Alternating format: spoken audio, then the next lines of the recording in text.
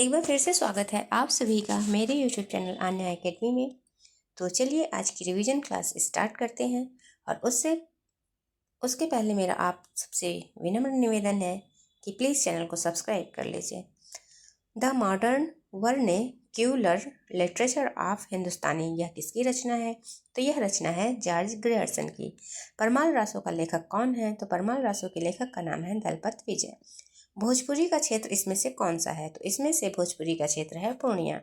बड़े न होजे गोनन बिरत बड़ाई पाए, कहत धतूरे सो कनक गहनो गढ़ो न जाए। इस दोहे में कौन सा अलंकार है? तो इस दोहे में अर्थांतरन्यास है। मानुष प्रेम भयो बैकुंठी, यह पंक्ति किसकी है? तो मानुष प्रेम भयो बैकुंठी, यह पंक्ति मलिक मोहम्मद जैसे की है। कविता में खड़ी बोली के प्रयोग सबसे पहले किस रचनाकार में मिलते हैं? तो कविता में खड़ी बोली के प्रयोग सबसे पहले अमीर खुसरो रचनाकार में मिलते हैं। अमीर खुसरो के रचनाओं में सबसे पहले खड़ी बोली का प्रयोग मिला है। नई कविता के प्रतिमान ग्रंथ के लेखक कौन है? तो नई कविता प्रतिमान ग्रंथ के लेखक है विजय देव नारायण शाही। भूले बिसरे चित्र की विधा क्या है? तो भूले बिसरे चित्र की विधा है, यह एक उपन्यास है। कविता को भावयोग किसने कहा है? तो कविता को भावयोग रामचंद्र शुक्ल ने कहा है। निम्नलिखित में से किस उपन्यास की कथा वस्तु के केंद्र उत्तर भारत के प्रमुख तीर्थ हैं? तो इसमें से जो उपन्यास है वो है कंकाल और इसका जो केंद्र है वह है उत्तर भारत के प्रमुख तीर्थ। भारतेंदु हरिश्चंद्र किस पत्रिका के संपादक थे? तो भारतेंदु हरिश्चंद्र काव्यवचन सुधा पत्रिका के संपादक थे। हिंदी की संस्कृत निष्ठ शैली के समर्थक कौन है? तो हिंदी की संस्कृत निष्ठ शैली के समर्थक है राजा लक्ष्मण सिंह।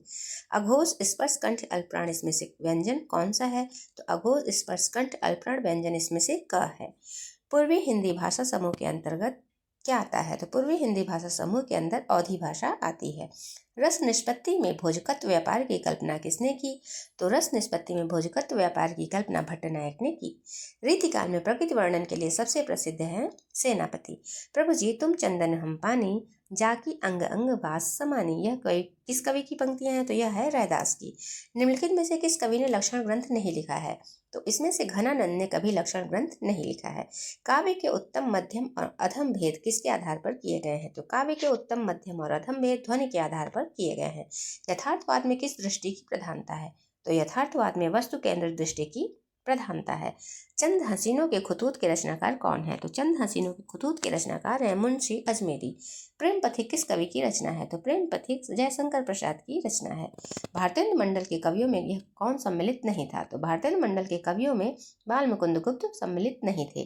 विनय पत्रिका की भाषा क्या है? तो विनय पत्रिका की भाषा ब्रज है। औहट्ट भाषा की श्रेष्ठ रचना क्या है? तो औहट्ट भाषा की श्रेष्ठ रचना है कीर्तिलता।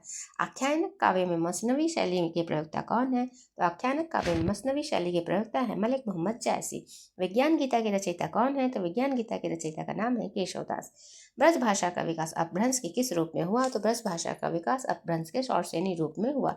नट जनजाति का चित्रण करने वाला उपन्यास कौन सा है? तो नट जनजाति का चित्रण करने वाले उपन्यास का नाम है जंगल के फूल।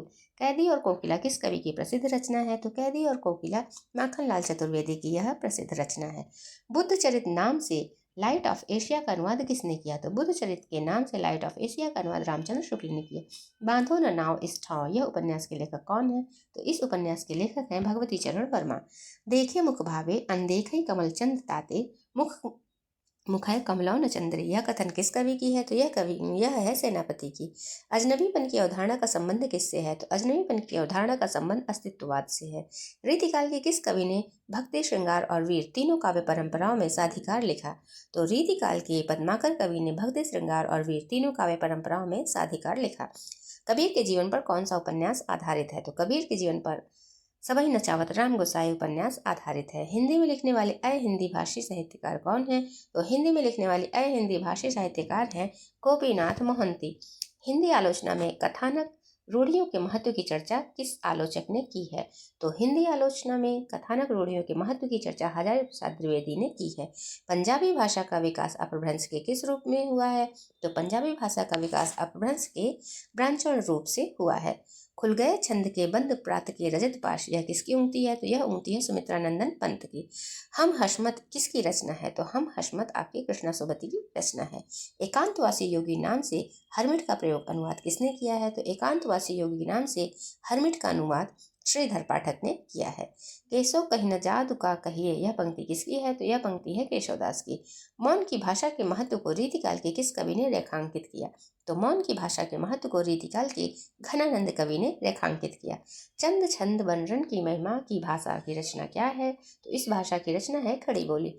भाषा योग वशिष्ठ किस सदी की रचना है? तो भाषा योग वशिष्ठ 18वीं सदी की रचना है।